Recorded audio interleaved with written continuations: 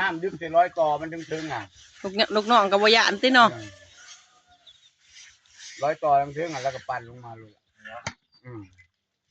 มันแข็งแน่แล้วจีแม่นบ่ดีไปบอกกองน้อยมันกับแห้งไปน้ำแน่แล้วถึงเขาทิดน้ำแถวลงมาลุมพี่มันหรอน้ำเลยหน่อย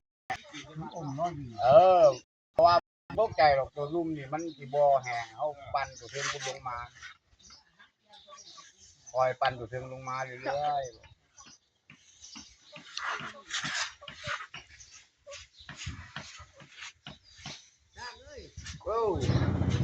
กลับแล้วบ่เอาโชคดีปืนมาใหม่เด้อมาเจ้ามันโมมีอย่างกับมาตั้งงานซอยแหนมอื่น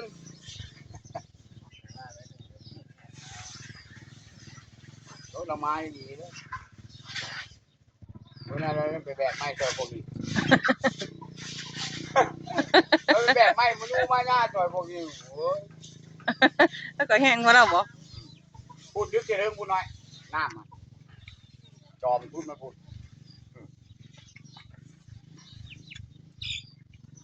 อันนี้ที่จบแล้วดิไม่หมดดีจบแล้วนะมาแล้วกันเอาไปส่งแล้วเนาะไม่เนี่ยนั่น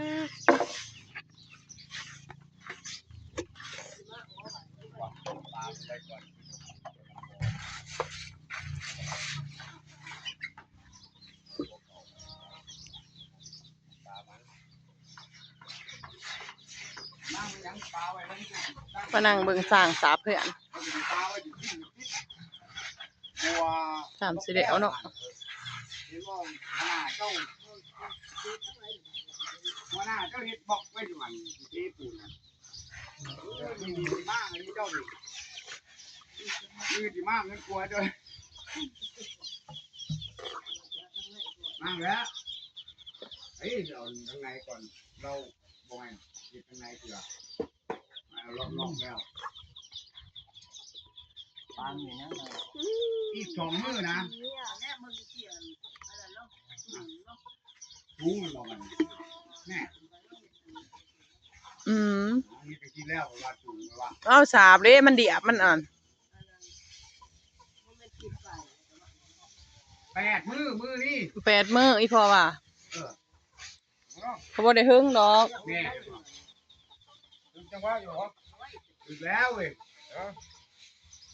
บ่ใช่บ่เล็กบ่ใช่มันบ่ใช่เล็กบ่ค่อยยังมันฮักโอ้ยบ่ใช่เด็กของหลอดตัว19กี่ไร่ตัวนี้เนาะบัดนั้นเนาะบ่ถึงยามหรอกมันก็ได้ยามมันถึงอยู่เด้นี่แหละจะใส่ที่พวกตัวนี้มันสิพอดีโอ้ยบางทีเดี๋ยวให้มันบุกประตูหน่อยเนาะใส่ตามมุกประตูนะเดี๋ยวคอยบอกว่ายับปิดบ่มันใหญ่โพดถ้าวาวซื้อวงประตูฮะบ่ปิดบ่ปิดแล้วปิดบ่ปิดไอ้ประตูนั่นเด้